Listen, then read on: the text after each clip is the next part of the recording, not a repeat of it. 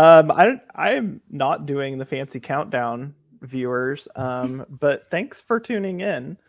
We're gonna give them a second to tune in with us. But welcome to the pre or welcome to we were talking about the pre-jury roundtable. These are not the pre-jurors. Welcome to the jury roundtable. As you will see, I am joined by just about all of our jurors. I imagine Trey will be here momentarily, but I am here with Sarah, Nikki, Lamont, Louise, Megan, Ricky, and Jabbar.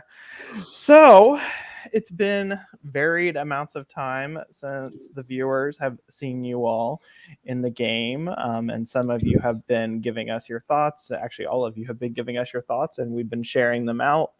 But we appreciate you being here today to really talk about what goes into the finale and ultimately your role as jurors and deciding who will win and represent this season of Big Brother Hometowns.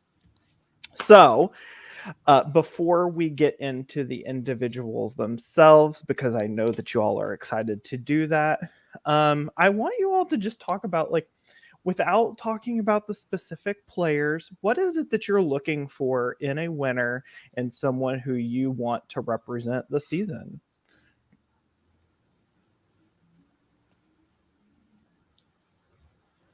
Now, y'all have been loving talking. You're gonna need to pick and choose. Cause I'll start us. I just want someone who is going to be honest about the game that they played. And I'm sure we all want like honesty, but like I want to feel like someone is being really genuine about their mistakes, about the moves they tried, about moves that were made that they didn't make but benefited them, and how did it benefit them.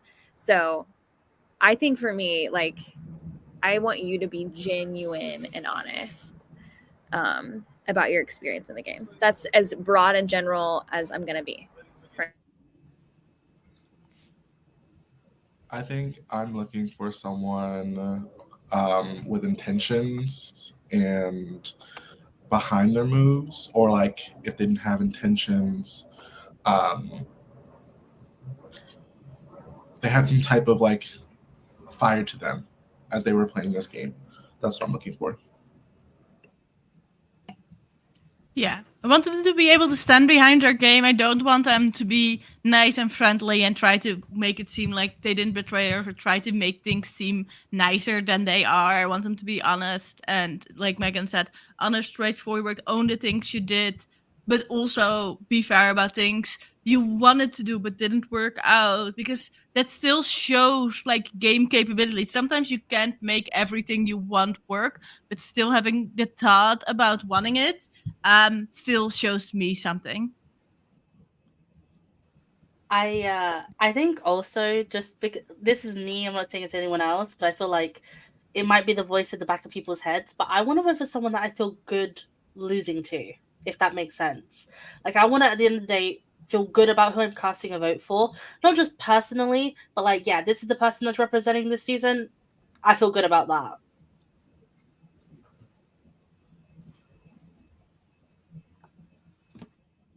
Agreed. Yeah. I just like, I want someone.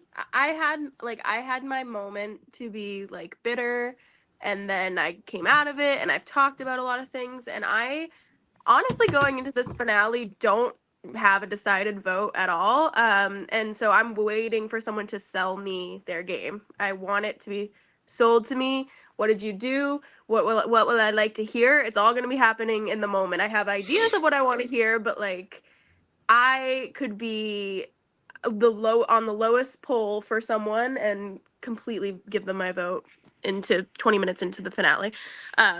So it's just all about how they sell it, how they talk, and I love that about being an early juror because I feel very disconnected from it.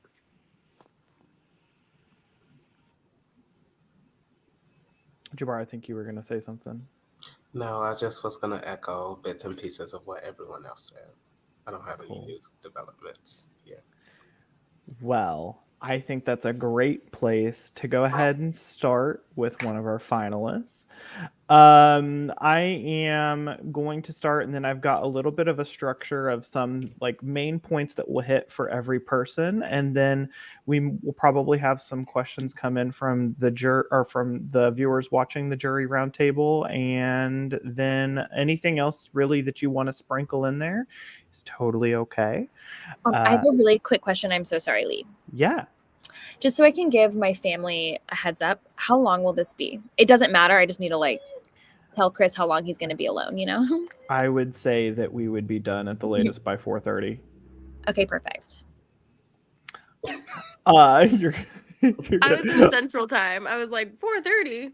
Yeah, Got it. 4:30 Eastern. Okay. So we are going to go ahead and start with the first person. And that first person is the one who punched their ticket into the finale first, and that's Liv. I would love to know first, just from your perspective, what is Liv's story? Go ahead. I feel like Liv's story is super interesting because I don't know it very well, but I kind of like going first because of that. That's like why I'm going first if I don't know it that well. But I'm probably gonna learn a lot from the other people talking. So now giving my story from somebody that didn't see it, which is part of jury. Like make sure that people in jury know your story. Like you can tell it on finale night, but people have so much thoughts before that like you also want them to have thoughts about your game before that. But other than that, like I have a super high view of Liv's game. Like I think, like when she nominated me in that round, she was like, I made a lot of mistakes. I don't think I'm in the best position. Like she went on the block early. Like she was in a lot of trouble early on, and people really saw her as a target, especially with how good she was at comps. The fact that she made it here is incredible. Like one of the other things I'm very curious about Liv is maybe not even like part of her story is, but like the power she had from the conversation, at least I was having at that point. Everybody had Liv as their highest suspect of having the power. Everybody basically assumed she had the power. I don't know who she told. I don't know if anybody even knows what it is. Like, if anybody here does, Megan probably knows. But the fact that nobody made her use it or burn it, or like she just got to keep that thing and she used it to give the charities more money, which is amazing. But like the fact that with how big of a target she was, with how good at comp she was, and even like how big a target she was for the other people, like make her burn the power so that other people can target her next round and you don't end up the target. Like the fact that both Jabbar and Mags allowed her to keep that power, I think is incredibly impressive. That's not really her story, so I think her story is really from a bad position to then just that incredible position, making it to the end game, like not even being safe by the comp when she was that good in, but just by people not targeting her, I think is really, really impressive from Liv. Really. Yeah, I mean, you know, I went from wanting Liv out to like wanting to work with Liv, and like honestly, she should be in that pre-jury chat. Like that when that vote came back in, I think that switched the gear within Liv. And I think that she did a really good job of getting people who evicted her on her side. And you know, I think that she has worked really hard. She's nonstop thought about the game. And it's just been amazing to watch her transcend from like getting almost evicted to where she is now. Obviously, like as she stated, she's made a few errors to get there, and I do agree with that. But I think that if she is able to get to the end, those errors will not be as major as they seem right now. I think even with errors, like being even being aware of errors, like Jabbar was saying, her being able to work past that and still succeed in getting this far, like y'all were talking about, yes, hearing people own up to mistakes and saying what mistakes they made, but then them also being able to explain how they moved through those mistakes to get to final 3. I think that's a lot to be said for Liv as well. And something I'm looking towards hearing from, I didn't say this earlier, but from any of them.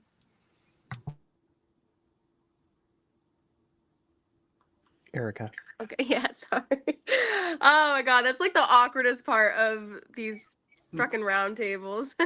So, I was just gonna say I have played games with Liv in the past, and one thing about that girl is she's gonna be scrappy in a game, and it's literally every time I watch her, I'm like, how the fuck has she gotten this far? How have people let her get this far?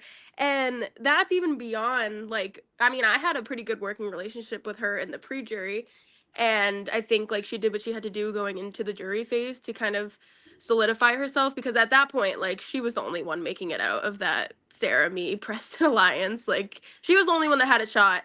So for her to make it this far after being in such an awful position pre-jury and making the moves that she did admit to were wrong and still getting here is really, yeah, it's just, there's only one word to describe it, and it's impressive. And I'm very curious to see how she tells her story at Final Tribal, because she's not shy in admitting her wrongs and standing strong behind her game. So I'm really excited to see what she has to say. But she did an amazing job this season. I'm proud of her. I think, like, for Liv, she's a story of tenacity and how, echoing what everything everyone said, like, for her almost going out and for her to rebound from that, the greatest recovery I think this season has seen. And definitely giving her roses and props getting to this point. So I having played with Liv in BBH16, seeing just the difference between her game there, which was almost flawless. Like, after the season, I saw that her like prod chat was every single move mapped to the T, and I feel like this has been, I hate to say messier, but not as tight. And I've enjoyed seeing her mistakes. I've even more so enjoyed seeing her recoveries. Mistakes happen, we're all human, but to see how almost effortlessly at points she able to weave herself back into the fabric of the game was, the exact right word from Rick was impressive. It was nothing short of that. Her story has been one of, yes, tenacity, yes, grit, and one of just pure awe. It's the game that I think that a lot of us wish that we could play, that level of damage control, that level of fight. And I think she's shown so much passion, especially towards the end. I have nothing but respect for the game that she's played. I think hers is a huge story of like recovery. Like, that's kind of the word I just feel like we're hearing, of like what it was like in pre-jury and how she recovered from all of that. And I'm even in awe at the fact that like Liv got my trust back. Not like completely, but like to the point to where like I wanted to work with Liv. I went from like, I am trying to get you out here. Like, I don't want you here, to like, yeah, let's be and in a 5-person alliance and go to Final 5 together. Like, what was I thinking? Why did I do that? But like, that just shows the power of like Liv's social game as well. Like, she's super strategic and great at comms, but she recovered well, and she recovered well socially, which is impressive to me.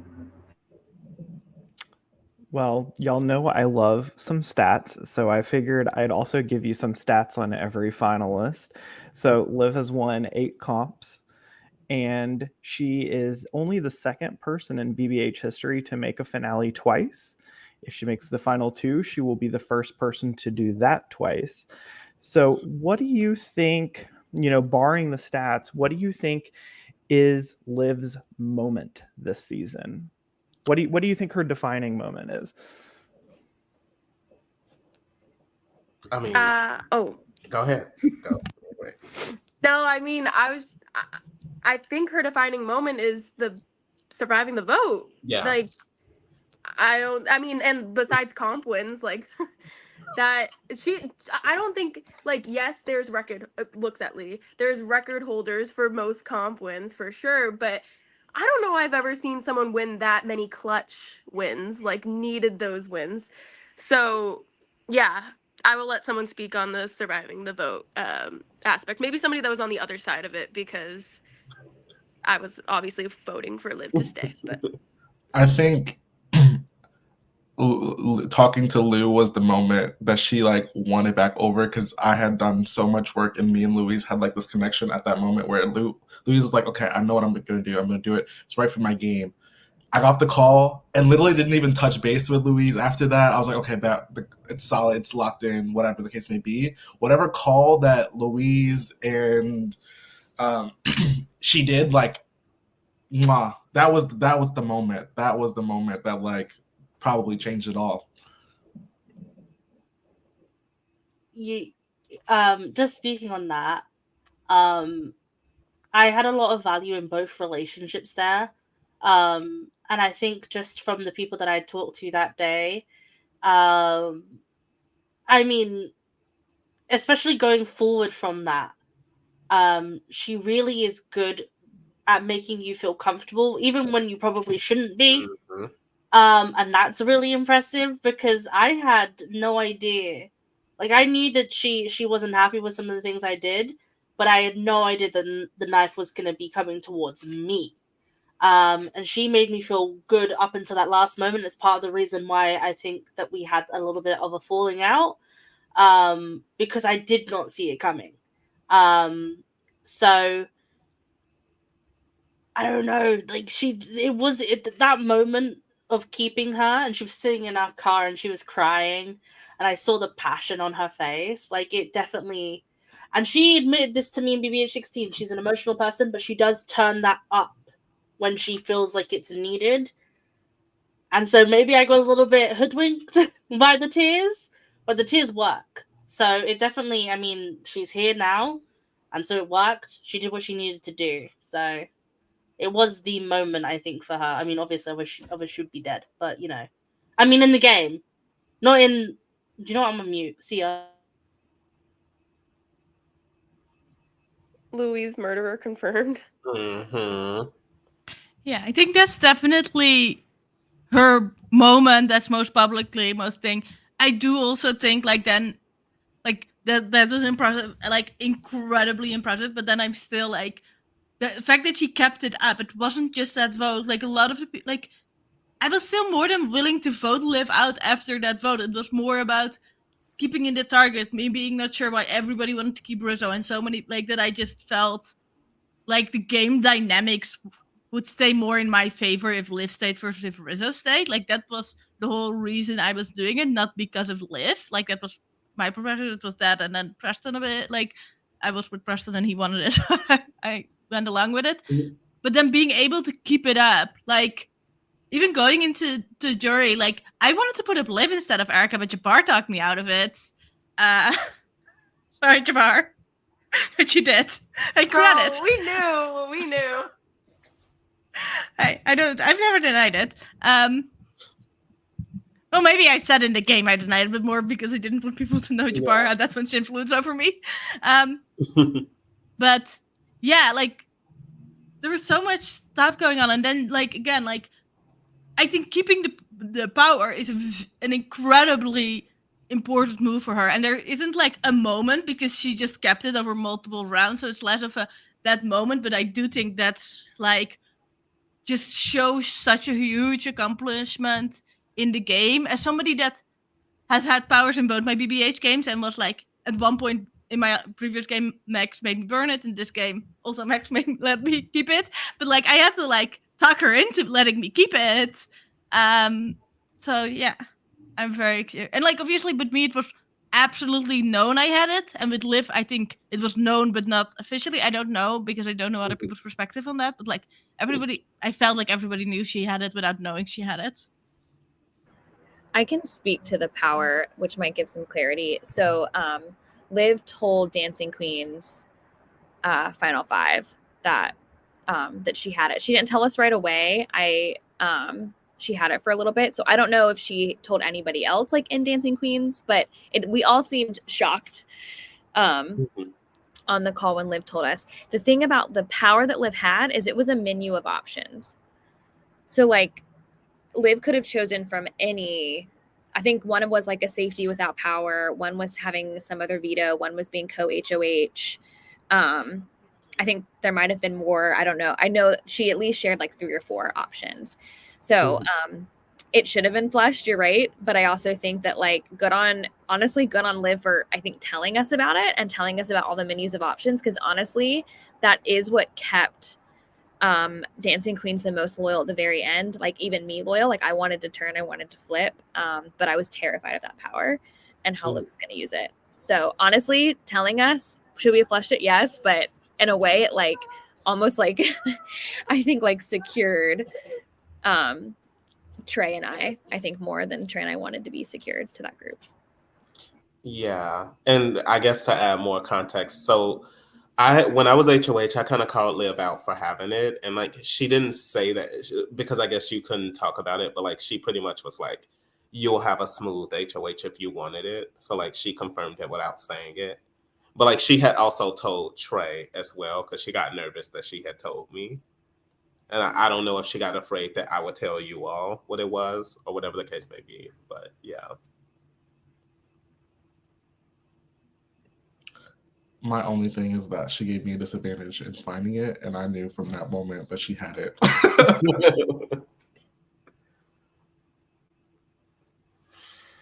To move on to the next phase of talking about Liv's game, what does Liv have to bring on finale night to get your vote? What do you need to see from her? Yeah, so I mean, I'll speak on this because I was really high on Liv when I first came in because she got rid of me, and I'm fine with that. But then watching the final 4 with her, with the HOH and veto happen, and like Meg still be in the game when I knew that's what she wanted, I was like, okay, it doesn't seem like you learned too much from being blindsided with the Carol situation. So now, like, what is happening? So for me, I kind of want to like. I want to understand like where honestly all of the finalists, like where did their power source come? And for Liv specifically, like you won the competitions, but like I think that strategically speaking, you probably was blindsided the most out of the 3 people who are like in the final 3. So, and realistically, she hasn't had, I mean, if she wins the final HOH and cuts Megs, that's her recovery, right? But like, you know, where was your power or your strategic inclinations when you weren't winning the competitions? I want to see, just because, I mean, we'll get to it in general, but this is getting ahead of stuff. But I was just, my intrusive thought came in where you were saying if she cuts Megs, but I kind of want to see a Liv Megs final too. But I'm going to gag. I know, I would gag so much. However, we'll get to Michael. Love him. Mhm. But what I need to see from Liv or hear from her, I just don't want her to capitalize. I want her to capitalize on her strategic and like not competitive, just strategic prowess, like her agency, what she knew and what she was in the know of, because at times her social game just wasn't great, and I don't want her to capitalize on something that I felt wasn't great for me. So that's not what I want to hear from her. Mhm. We can talk about that afterwards. What I want to hear from her is like her agency, all that she did, what strings she was pulling, and maybe what errors she made in her social game, because there were some in my mind. But that's what I'm trying to hear from her.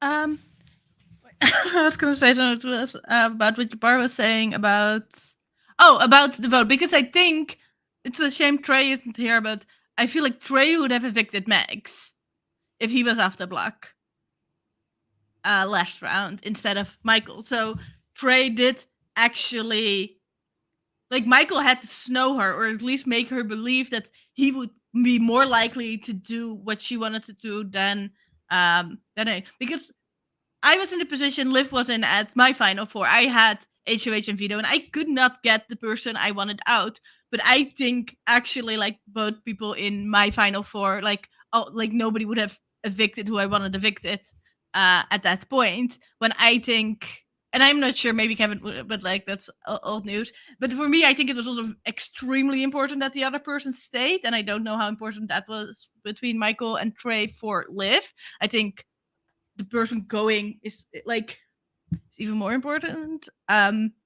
But I don't know. So that's curious. Like, so that's definitely like, what did Michael do? Like, how much did he do to snow her? Because I would love a Liv Meg's final two, but I don't see either of them taking each other. Like, I don't think either of them are that silly, but who knows? So like that is one of like the biggest points that I'm like, okay, maybe if that's like incredibly like impressive, it's something I'm very much wanting to know about, is that final four rounds. Because especially because I think that's Michael's moment. So I think what I need is that I think there's a fear in my head because people do stumble into good situations not of their own doing. So I feel like I just really need confirmation of when we talked about recovery 15,000 times. I need to know that there was intent behind those recoveries and she didn't stumble into them ass backwards.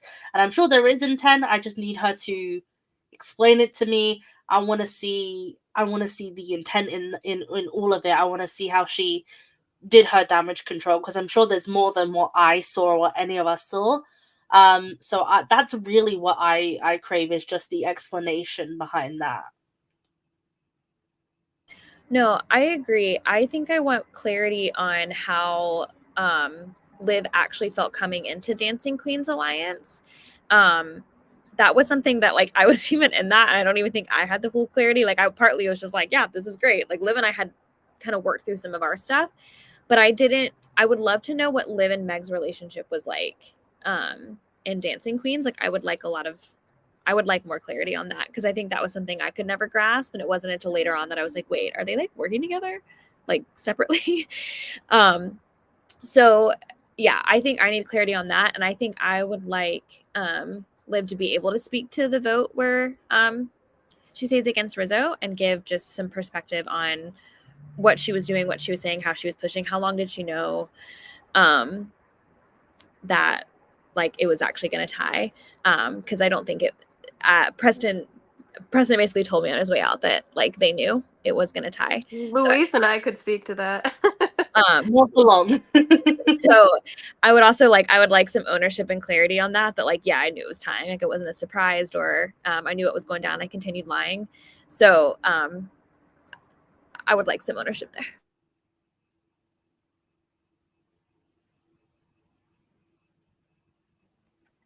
Any other thoughts on Liv before we move on?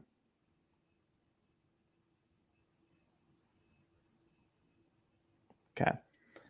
Well, we are going to move on to the second person that had their ticket to the finale punched, and that was Michael when he was left with the sole vote at the final four.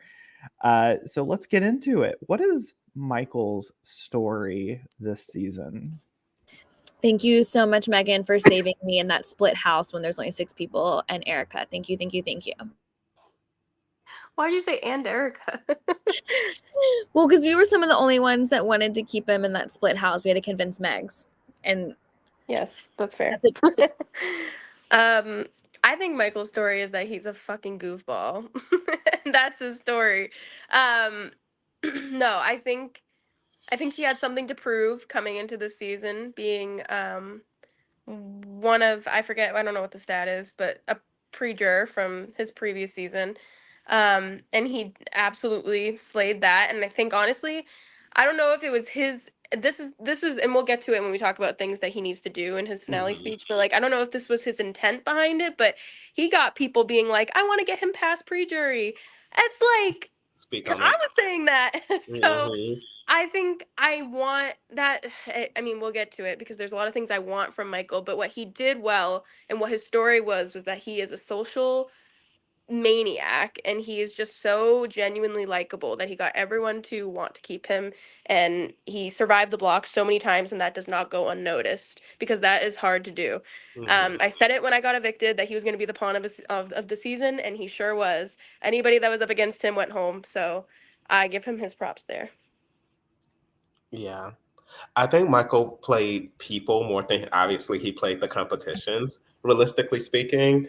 To echo what Erica said, like his social, like the thing is, me and Michael never talk deep strategy, but like he'll just say stuff like, "Oh, you're good," or "I got you." Like if I ever win a competition, and like at least for me, when he won the competition, he did keep his word. And I think, realistically speaking, within the Dancing Queens, I think it made the most sense out of everybody in it for Michael to stay loyal to the Dancing Queens, because everybody within that probably saw him as like the final two or final three, because like whatever the case may be, whether they value him on a deeper level or they thought that they can beat him, I think that Michael recognized his position in that. And I think his second HOH came at a very crucial point in the game where like he neutralized any chance of like the opposition like being aside after that. So I think that he played his second HOH beautifully. His first HOH honestly was amazing, due to the fact of we were all looking at that house like, oh, so it's Michael. And then Michael wins that HOH and we're like, oh, so we don't know what the hell is about to happen. So, I mean, I think that Michael did really well for himself. Um, I think that his social game was pretty solid, pretty on point. It's unfortunate. The two people like with the massive threat levels that they have that he's in the final three with. But I don't think that that takes away from like, I mean, obviously if we're comparing his game to theirs, it's going to look a little bit wonky. But if we're just like objectively looking at his game, I don't think that it's like the worst thing to look at. I'm gonna be honest, man. Michael hurt my feelings. Like, just to put it plain and simple, he hurt my feelings, and that doesn't make me feel good. And like, yeah, like it's difficult because I thought like, and I'm sure he. What I really want to know is whether or not he meant to, like, not meant to hurt my feelings, but whether or not he knew he was lying, or if he just felt bad enough to lie to me, if that makes sense. We would have very personal talks, and at the end of it, he'd be like, "Girl, this is why I could never vote you out. Girl, this is why we're gonna make the end together, because you and I can just have these conversations." And you know, he has these conversations. I'm finding out with like 3/4 of the people sitting here, I believe. And I feel like it's a case of when you're everybody's friend, you're no one's friend. He's had to make a lot of hard decisions, and he's hurt people because of it. And I'll give him grace because I know this is the first time he's probably ever been in a position like this. I think this is his second game after the first season. But he was so good socially that he was terrible. Because yeah, that hurt. And this is going to sound super shady, and maybe it is, I don't know. But for exactly the reasons that Louise is just saying, I don't know that his social game is actually that good. Like, if you know, we were all talking at the beginning about people being able to explain their game and their moves and things like that. I think that Michael as a person is just personable as hell and just enjoys talking to people and enjoys like, and I don't know how much of that was a social game versus Michael just had, you know, 17 people that he got to have new conversations with at the start of this game. And obviously it's not a bad thing. He has survived the block multiple times. Like, it's not a bad thing. But if I'm thinking about Michael's social game, I don't think the moves that he was making, first of all, I don't think he was making moves. I just think that he was enjoying talking to people, which is great because I did enjoy talking to him too. So agree with Louise for sure. I would say, like, usually people with a good social game, they have an understanding of jury management. So that's probably what my question is going to be concerned around him. I knew that I had burned bridges in jury, but I just wonder if he knows the same when he got there. And I'm just curious about that side of his social game, because that's the most important thing, is when you get to the end, if you have a social game, you know what you have to say to people and you know what you did wrong and you can own up to it. I think this is like skipping past the question, but I think a word that always comes to mind is like agency. And like Sarah mentioned, I'm not sure exactly what was different between him just being himself versus like the agency that he had and his self-awareness. I really want to understand, like, did he have his opening speech? I need him to be calling out some of those moments where I'm like, okay, it was strategically, like it was social, like all of that. If that doesn't happen within the first 10 minutes and we start asking him questions and then he starts speaking of those things, I'm like, okay, now you're just telling me what I want to hear. And that to me is all I will say. I'm gonna need help to not be bitter. I think that I just am still processing my emotions. Like I still feel really fresh out of this. And so Michael is just a really hard person for me right now. Like, I don't know, 30 minutes before I was sent home, Michael and I had been on call for a really long time, and we knew that the renom was going to be Trey if Liv won and came down. And repeatedly, Michael was like, "You're good, you're good, you're good. Like, it's fine. It's not a big deal." Like, there was like not even a question. There was not even hesitation. There was like zero. And I felt insanely good with Michael this whole entire game. We recovered really well after round one. And I do think, to some credit of Michael's social game, is that I think he is such a good and loyal person. I think that has a big, huge shadow side, because if you're loyal to everyone, you're loyal to no one, right? So I think there's a shadow side there, but I do think that he knew like the things to say at times to like gain kind of people's like loyalty and trust. He was just doing that with everyone.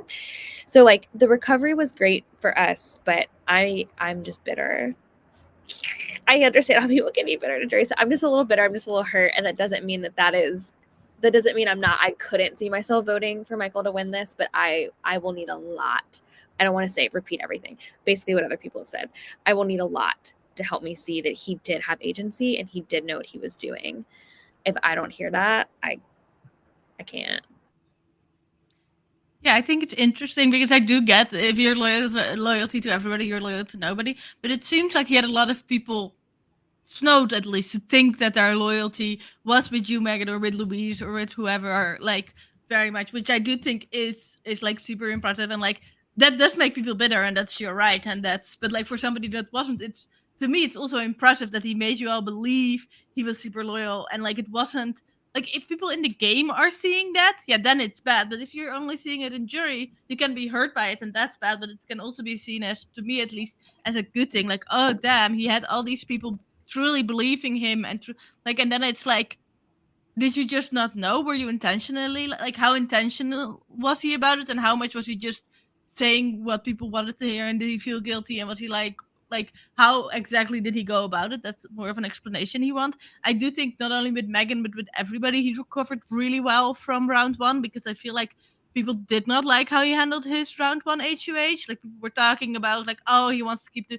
BBH16 people safe, and like that's an issue, and like that was talked about a lot. Again, he's sitting there with Liv at the end, which I do think is something, especially since it came up that early, especially with Liv and Carol. Like, oh, they have a group chat. Oh, they were together. And yeah, obviously there's round one stuff, and everybody knows those round one things don't really matter, but it was talked about still moving forward, and he did recover from that and made it here, and like got a lot of people believing that he was super loyal to them, which again has both upsides and downsides, because people can be really hurt by it, rightfully so, and that's like, I'm not trying to take away from you, Megan or Louise, and like I fully understand like you guys feeling, for somebody on the outside it's also like, well, it's also a little impressive. And I'll say one more thing that's like on my mind to like will make a huge shift for me today will be like if he wins part 2 and then goes on to win part 3, that decision of like who he cuts, and if he gets the opportunity to do so, he explains it in his pitch of why.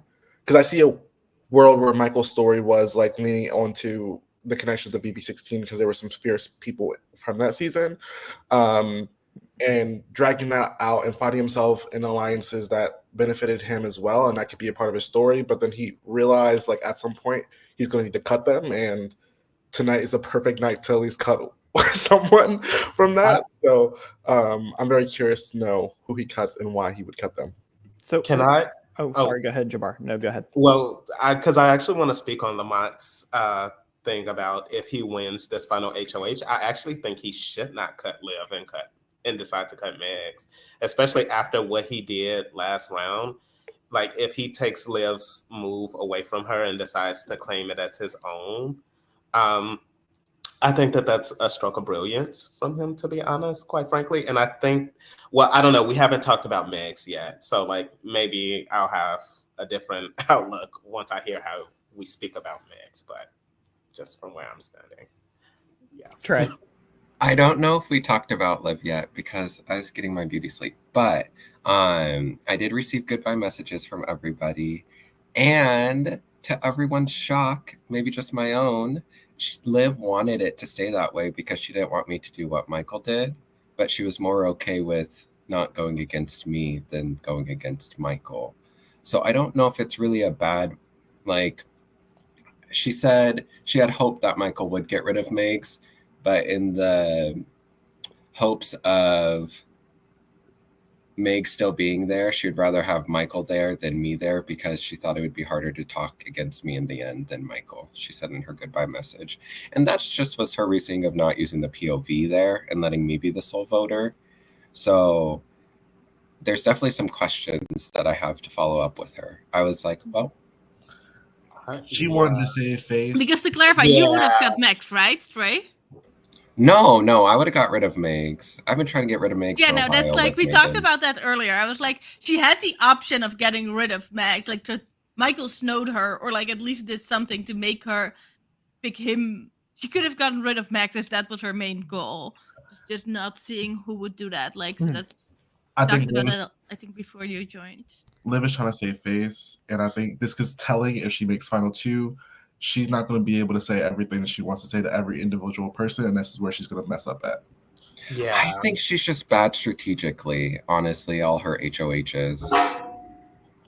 But that's why I like working with her. So I have a question, and Get I think into this is a great He place chewed to her kind of up. talk about this, because we've talked about, like, it's fine. Like, at this point in the jury, you're gonna have some, like, pain spots. You're gonna have some bitter spots where you're just bitter at some of the people, and that's okay.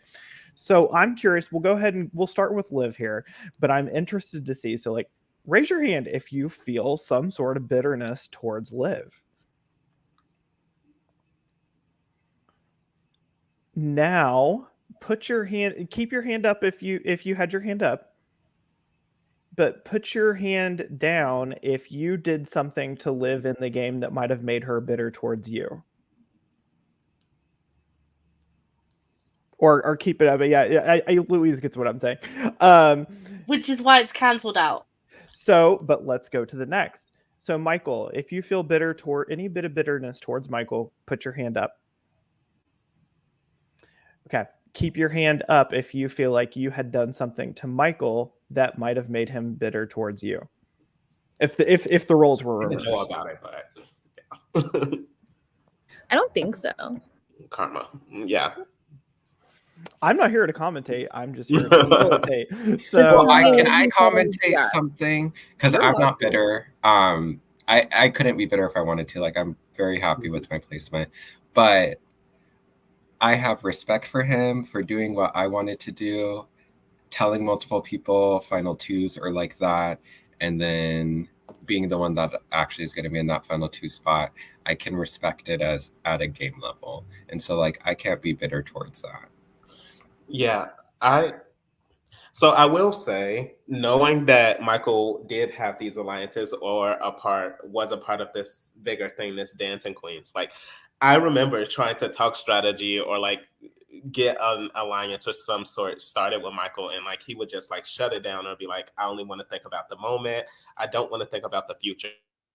Definitely doesn't leave me like with the best taste in my mouth. Or it didn't when I left the game, where it's like, okay, I get it. Well, But I mean, I'm over it now, of course. But Let's move on to the next point about Michael, and I think some of you can probably touch on this a little bit more too. So some stats. So Michael is, one of the people that came in with the lowest placements ahead of the season, and is now going to be here at either the final 3 or final 2. He was the first person to get a golden key this season and used a golden key for safety without power, and he was a final nominee 5 times this season. So, speaking on those stats, what do you think Michael's moment of his game was? It's probably the Dancing Queens. Right. Go ahead, Lamont. Sorry. Oh, that was my comment. Right. I honestly think that it was using the golden key or like exposing that information, because I think Michael against whoever Christian would have put up, Michael probably, there's a case to be played that he probably goes home. So I think that the fact that we saved him a round or 2 prior and he got this golden key, which literally is the same round where the house blew up. Like, granted, I don't think that this is intentional gameplay from him, but I do think that like this situation revolving him in that scenario was a big highlight, because I think that that was the round that he needed to get through to like propel himself forward. I think. Sorry. Oh, so you can go. I was just gonna say, just to touch on that a little bit, was that was the Rizzo live round, right? As I remember right, those were 2 of his closest allies, and he didn't have to vote. So whoever went, he could completely save face with. And he had told me that he was so happy to not make the decision because he did feel like he could have kept Rizzo there. And so the fact that he was uninvolved in that and he was able to completely not even rebuild with Liv, but just continue that. And I don't think she ever really caught on that that's maybe what he wanted to do, was to get rid of her. I felt was a really beneficial thing for him and was probably what put him in such a good position. I think it was more circumstantial than it was intentional. I would say if I had gotten that key early on, I would have talked to the other people that were evicted about how we make sure we're all safe so we don't have to use it. I think that he had to use it because he didn't recover with Preston. And then he also had to use it because I don't think his relationships with Christian were going to be that great either. So he just benefited from the circumstances. I actually think his best move was his second HOH, really locking in the Dancing Queens and the end game. I think he played the best at the end game. I think his game has always just kind of improved as the game continued. And I think he made the moves to make himself there where he's at right now. Yeah, I would just need him to speak to these final few moves. To me leaving, to Trey leaving, and then like depending on what happens here, like going into final 2, like I would just need, because I do think that was maybe more intentional gameplay. And if he can speak to that, that would help. About the golden key, obviously I had the second golden key, but I only got it like I think 24 hours. I think less than 24 hours before Preston won the HOH, so there wasn't a lot of time for us to talk. But I think it was a mistake on both our parts to not like immediately go talk to each other. Basically, I feel like for me, I would say it would have been easier for him to talk to me because he could have prepared for it beforehand. He could have like known like. He only knew I was staying, I think, right before I stayed, but at least he knew it. And he was like, okay. And I was like, okay, what is this power? What does it benefit if I tell people? Like, I was still processing a little bit in those 24 hours. And we weren't close, so that makes it harder. Me and Michael were never close, and we weren't close at that point either. But, like, it could have made us a lot closer. Like, and that's, like, something I definitely regret not doing. So that's... but I don't think it really would have made him, like, I'm not sure how much it would have been able to make him keep the key. But yeah, so that's interesting and definitely something I'm curious about. Like, he talked about it. He was like, I thought about reaching out, but there just wasn't time, basically. He did tell me, like, he thought about it, but it just didn't happen. And I was mostly like, what do I do? And then everybody knew already. So yeah. And then what I'm curious about, like, from everybody still in the game, I did not get a goodbye message from Michael. I think Trey earlier said he got a goodbye message from everybody. How many of you all got a goodbye message from Michael? I got one today. I got one, yeah. And I don't mind, because we were, again, like I said, me and Michael were never close, but like sometimes that can help. Like, hey, still send me that goodbye message. Still give me a little something about you. Yeah. Yeah, I think, and Lee, correct me if I'm wrong, but I feel like this goes into your question of what does Michael need to do. I think what separates a this is gonna sound harsh, but I can't think of the words, average gameplay and game-winning gameplay is a proactive versus a reactive player. Mhm. And I need to see where Michael was proactive, because a lot of what I'm hearing and a lot of what I've seen is very reactive gameplay. Like, he doesn't proactively tell Nikki that he's going to tell people about the key and use it before he uses it, and just uses it to save himself, which is selfish gameplay, which is good, and if you can kind of tweak it that way. But Right. that's what I'm hoping to see. Not on top of what everyone else already knows, what we need to hear from him. Like, what has he done? What's the agency? That is a main differentiating factor for all people in the final three. Where was your proactiveness versus your reactiveness? Lamont, you look like you had something to say before I started. Oh, I just was gonna ask because I know I had an alliance with Rizzo and him at the beginning of the season. I wonder if anyone else had like an alliance with him through the season that was outside of the Dancing Queens. It was not throughout the season though. When Dancing Queens was created, me, Michael, and Megs had a 3-person alliance. Ditto with Caro's Revenge. Which was you, him, and Liv. Troy? Not 2 separate final threes. Right? Dancing Queen was a hot fucking mess. Yeah. But we made it somehow. But then he makes it to the end with like the biggest, like, nothing against Megan or Trey, but like I think we would all say, like, even though I had Megan even above Liv, but like it was more about personal closeness. Yes, you did.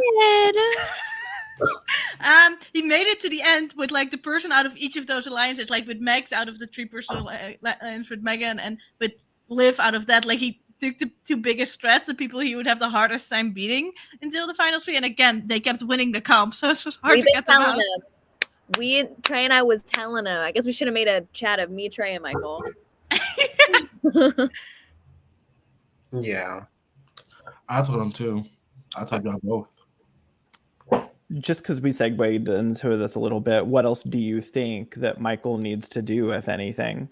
What do you need to hear from him?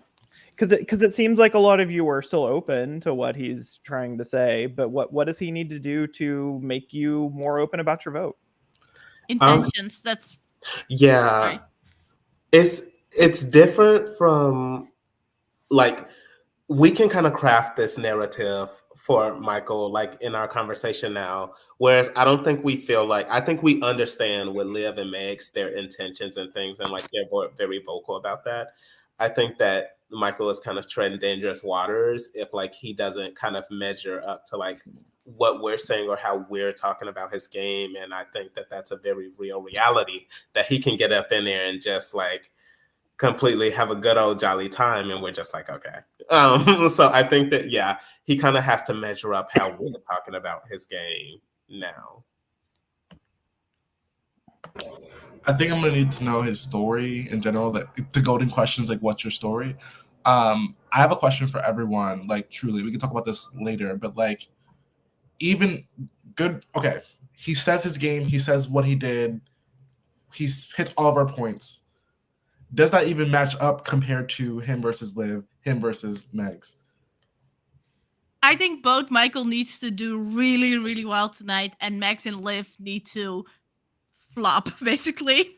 I think it's not only dependent on what he does, but he needs basically the other, like, needs to make me much more impressed with his game than he is now, and Liv and Megs need to not impress me, basically. Yeah, for sure. And I think especially after hearing all of y'all and like the people who stayed in the game longer and have more insight, like Megan and Trey. Like, it's really hard for me to imagine a reality that he could say all the right things. Like, I just don't know. I like Michael a lot. I really do. And I think that it's impressive that he's here, but I just don't know that there's any explanation that he could give or even is aware of that would answer the questions that we're asking. Yeah, to echo Sarah, like I have like this fully crafted thing of what I think Michael could or should say here.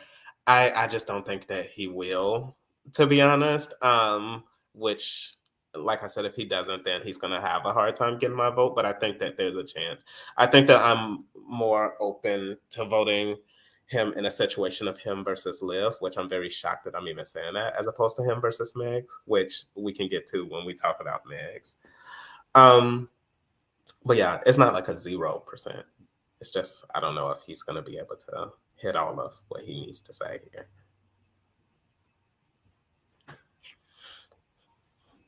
Well, with that said, it's a great time to transition over to our last finalist, Megs. Let's get right to it. What is Megs' story this season? BBH20 winner. Girl, mother. Mothering. Yeah. So I think if the word for Liv is tenacity, then the word for Megs is confidence.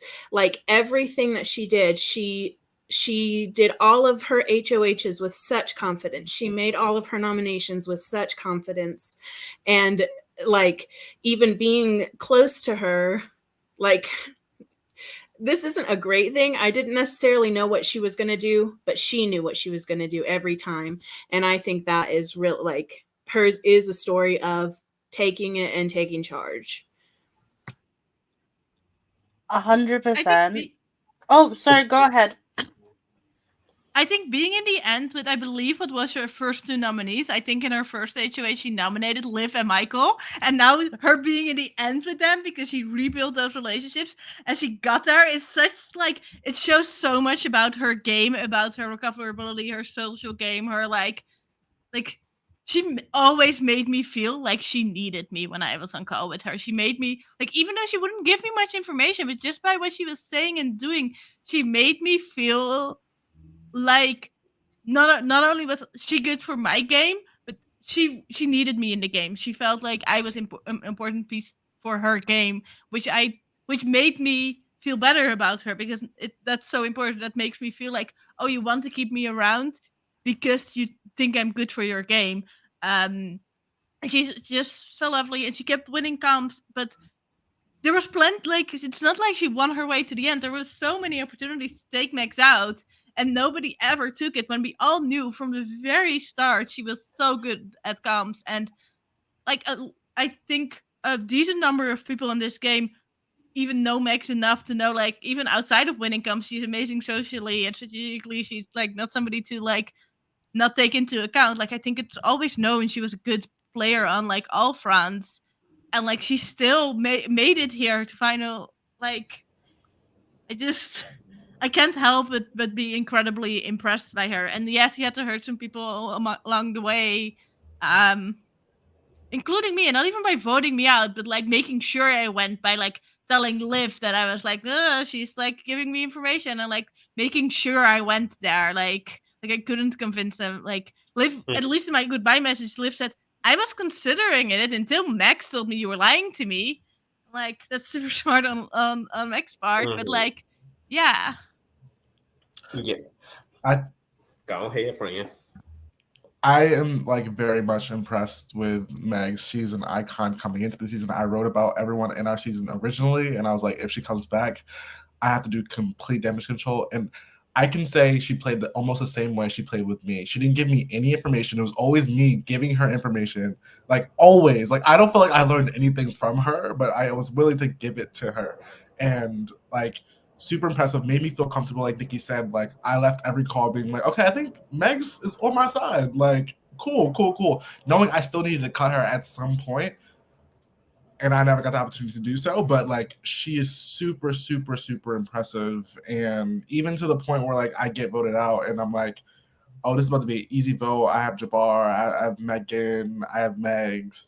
And I left leaving more upset with Megan than I was with Megs, because I knew she was gonna like, Megs was probably gonna cut me at some point.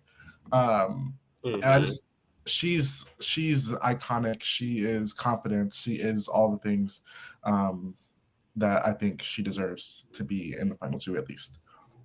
Yeah, I mean, as somebody who like came in and I felt like I had a pretty decent threat level, I think Megs had a higher threat level, to be honest. And how in the world is it that she made it through this game being a final nominee for one time, and that was at the final four? Like, it's sheer brilliance. It's shocking. It's baffling, and it is just amazing. And that's why I think that like the Dancing Queens was like beautiful for Megs, but like even the people outside of the Dancing Queens like had good relationships with her too. I remember doing my HOH. Like, I felt kind of like the tension of my allies getting mad at me because like, considering Megs as an option. And I'm like, how is it that everybody loves her? Like, this is just shocking. So I just think that I can't even explain it. I can't put it into words because I'm still impressed myself with the sheer brilliance. Granted, I mean, obviously it's not perfect, but like, who is, right? But I just think that she talked enough game and like talked enough with everybody to like they never felt like, she was the lowest, like they were the lowest person on her hit list. And I think Nikki brought it up as well. Like, 3 people from the Dancing Queens were people who she all nominated pre-jury. And like, given the opportunity, like they all kept her safe at pivotal times in the game. And I think that speaks volume to like the gameplay that she, was bringing. I think that like it's funny that we're talking about this right now because I actually felt as though my journey in the jury has been cray cray. I've been like up and down on many people. I honestly though at this moment, until this moment and what I'm about to say, was most bitter at Meg's because I don't think I will ever understand. I thought I worked pretty closely with her, and I would say Sarah as well. Those were like my 2 main people pre-jury. I don't understand the gameplay between I don't understand the gameplay of telling someone you're their number 1 and then not being truthful in that. And so she's cutthroat and I can respect that, but it's what was making me bitter. However, something Jabbar just said had something like brought up into my head that was impressive to me and that made me like actually, because the whole time I was sitting here like I feel like I worked closely with Megs and I have no idea what she's done and why everyone's so high on her. But I think 1, that's the point, and 2, like she's done everything so like under wraps. 2, there was something that somebody said that I need to remember because it was a good point. But Jabbar, what were your main points? What were you saying about her? Girl, I talk a lot. I can't remember. Oh my gosh, it was like it literally flipped in my head like, oh, Megs played a great game. I forget. So if I think of it, a final nominee. Final nominee. Managed her threat level. Oh, I remember. It was because in the pre-jury, when everyone was telling her during her HOH to put me and Sarah up, and then frickin' didn't, as like, and then somehow made it to final 3, and she was like, I'll probably be like targeted for this, but I don't care because you're my people. That is impressive. That is crazy that she just did not get targeted for any of the moves that she made. And while I am still mad that she had that, and then like I sat on call with her on live night and just sobbed, and she just looked at me and said, I'm sorry.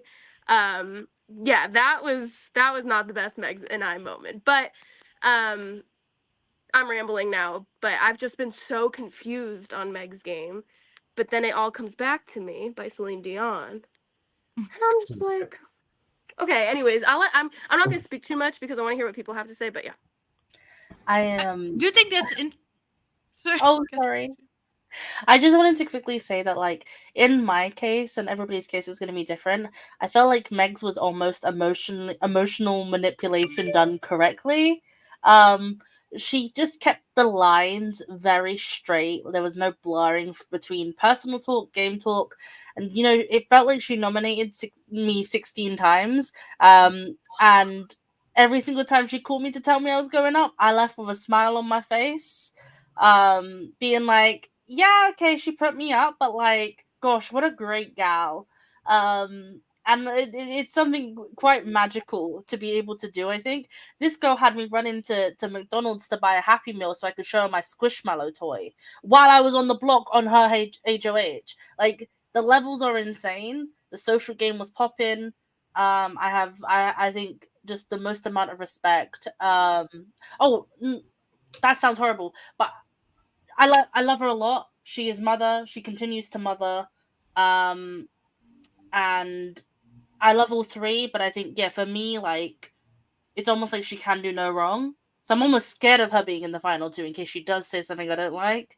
But yeah, I love her. I think she's great. I think the point Erica brought up that, like, we all saw she didn't nominate Erica and Sarah, and we were all talking about it. Like, yeah, it was an issue, but somehow we ended up targeting Erica and Sarah for it, or at least I did. Like, sorry, but like, for some reason it became, you guys are sort of the issue. It was like, oh yeah, like, out of the four, like, basically, like, in my head it went like it. Oh yeah, they were painted as a 4, and Liv and Preston were seen as the targets and things, but nobody's touching Sarah and Erica because they're so loved. Instead of being like, oh no, it was just Max, or at least Max made, like, you guys made Max feel that good. For some reason, she made it not her issue, but a you issue, and I'm not sure if she did that intentionally, if that was just something I did in my mind, or like how that happened. But you bring that up made me be like, oh yeah, we were upset about that, or we were confused about that. Like, why did Louise go up? Why did then Trey go up? Like, why did all of that stuff happen? But for some reason, the blame just was like, oh, Sarah and Erica are too good. They need to go, basically, instead of it being, oh, Max. And like, not even like we talked about her being a final nominee only once, but like how, like, she won a lot of comp, but I don't think she saved herself with veto. I know she did it once, but did she do it twice? Twice, right? yeah. And even that, like, she was the last person in the entire game to be nominated when she was like a target from early on. People she had nominated won HOH after that and didn't nominate her. Like, there were some very, like, interesting and impressive moves there about, like, avoiding the block. Niki's taking my job with the stats. Yeah, the stats are exactly as Niki said them. I mean, Megs is the last person to be nominated out of your cast. She's only a final nominee one time at the final four, and she is the only person who has 0 votes to a victor. She won 5 comps over the season. So, like, those are her stats. But what do you think is her defining moment this season? I don't want to, like, I still want to talk about the last question because we all love talking about Megs and her winnability here, but she managed her threat level. I'm not sure if there's ever a defining moment as much as every single round she defined it. And out of all 3 jurors, she made sure that as the game progressed, everybody was scared to take a shot if you didn't guarantee she was going home. And that's why she avoided the block so much. That's why Liv was scared to put her up on both of her HOHs, because she wanted to ensure that Megs went home, and no one felt confident in that ever. I think her social game was good enough that you could always be scared that she had enough votes to stay, and that's just impressive as hell. So I would say you can pick any part of this game and you can say Megs had a winning moment here. Just from my first interaction with her, I think she was ranked 2 on the social quiz or whatever those quizzes. I think she was ranked 2. I think that when she was nominated, she won those POVs that she needed to win. I think when she won the subsequent HOHs, that was iconic. She is mother of orgs. She's the patron saint of orgs. She did it right. Period. And to go to your question, Lee, I actually think that her train of thought HOH was probably like the defining moment, at least for me and my relationship with Megs, because not only did she get rid of Preston, but like So I talked to Megs and I told her that if I won, this was me thinking that me and Megs were like really close at this point. I told her if I won, I would probably put up Erica and Sarah, and not Preston. And we got on that 4-person call, and I remember like them all being okay with me winning HOH and me telling them my tiebreaker. And miraculously, Megs didn't say her tiebreaker, but she outscored me by 5 points. And I do think that that was intentional. And it's just sheer brilliance, because that right there is where I was like, oh, I'm gonna have to target her at one point, like regardless of how good I feel. But I think that like Megs, you know, she was just so damn clever. And I think that if she did that truly to save Sarah and Erica and target Preston, like I just think that that's just a stroke of brilliance. Like, and she just had so many brilliant moments. Jabara wasn't afraid to touch her. She was too powerful. I couldn't handle her. I am curious to Max's like, did she have a main alliance prior to Dancing Queens? Like, was it with Sarah and Erica? Was there something else going on? Like, I don't know. Like, who were her main people? Because I don't know that. I assume she had it because knowing her, like, or was it just individual relationships? Did she feel confident in that? Like, who were her main people early, and why? How did that switch to Dancing Queens? Were that just because it doesn't feel like it was bringing together the people she was already with, because she had nominated 3 of them, like except Megan, she had nominated all of them. So like, how did that switch and why did it switch? So I'm curious to like the switch from what happened prior to Dancing Queens to Dancing Queens. That's a good question. That's it. Megs and I were really close from the very beginning, but we were never in any alliances together until Dancing Queens, I think. Unless then we might have gotten in one in that split house of 6, but I don't remember, to be totally honest with you. But I always felt very close to Megs. I felt like Megs did give me information a good bit throughout the pre-jury phase, and I always felt very safe with Megs. So a lot of Megs' moves benefited me, and that's partially why I was not going to target Megs for quite a while. Even in the jury phase, when I knew that I needed to target Megs, I didn't want to because I still felt safe. But then by the time I was like, no, this needs to happen, and I knew that we needed to make it happen, like we needed to have made that decision many rounds ago. It was a little too late at that point. But I also would like clarity on when did Megs, I do want more clarity on what close relationships Megs did have as well pre-jury, because it doesn't sound like it was just me.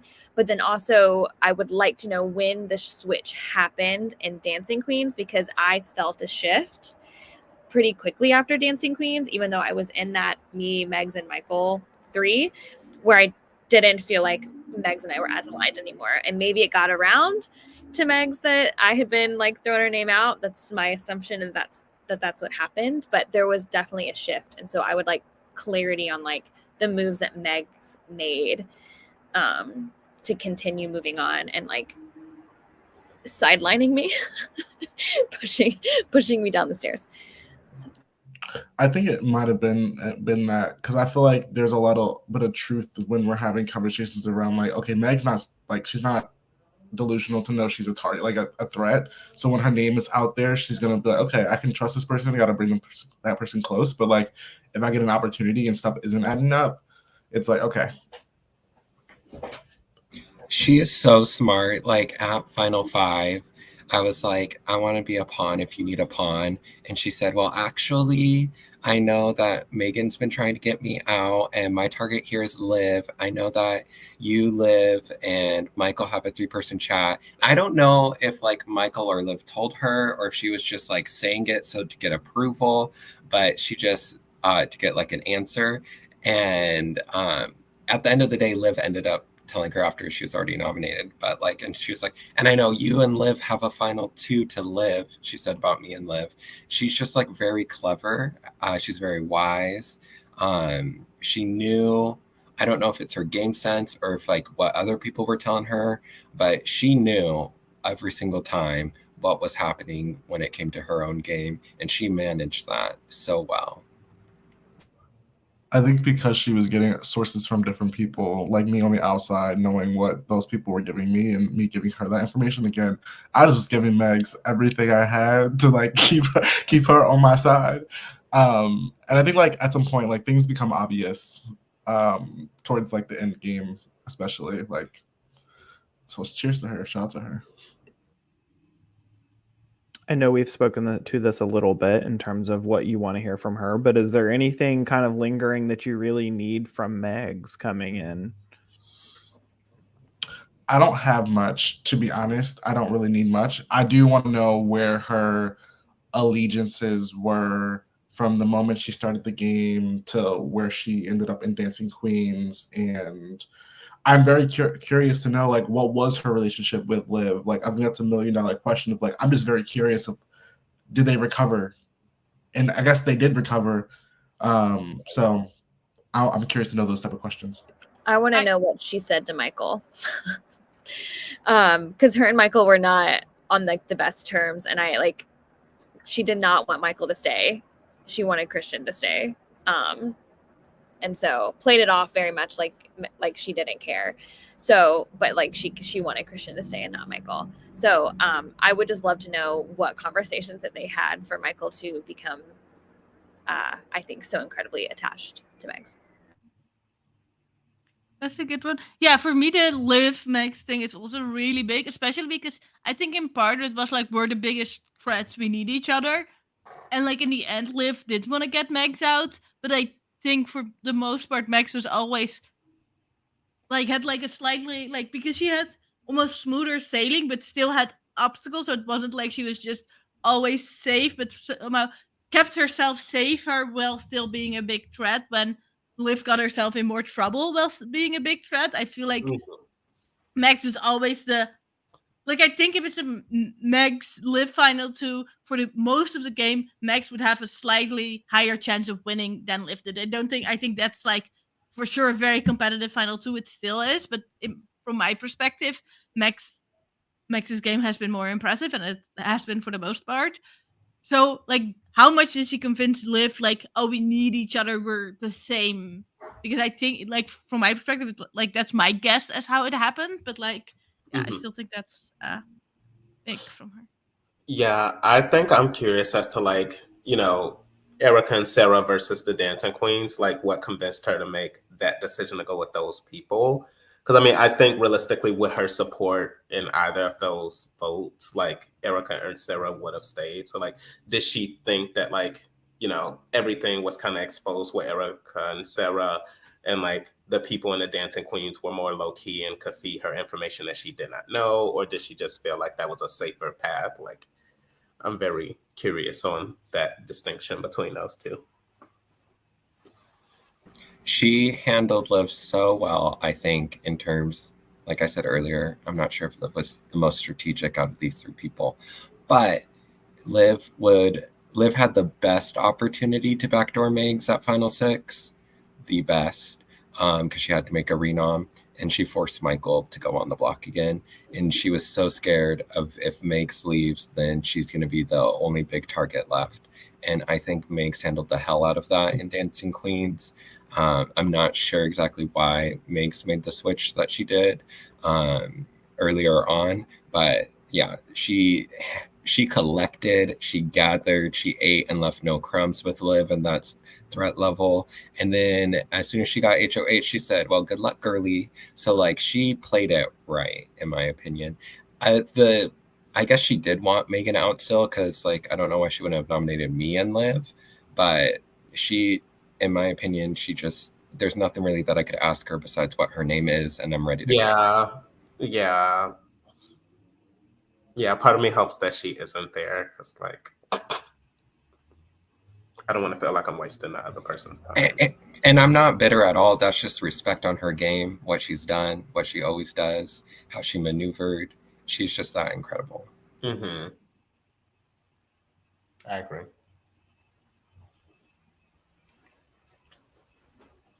Well, that kind of brings us to the end of Megs. So one lingering question, I just kind of want to see some hands, because we've talked a little bit about this and we saw some discourse about like what should happen if Michael wins the final HOH tonight. And as you know, anyone can win the final HOH. So if Michael wins, how many of you think that, by a show of hands, he should bring Liv?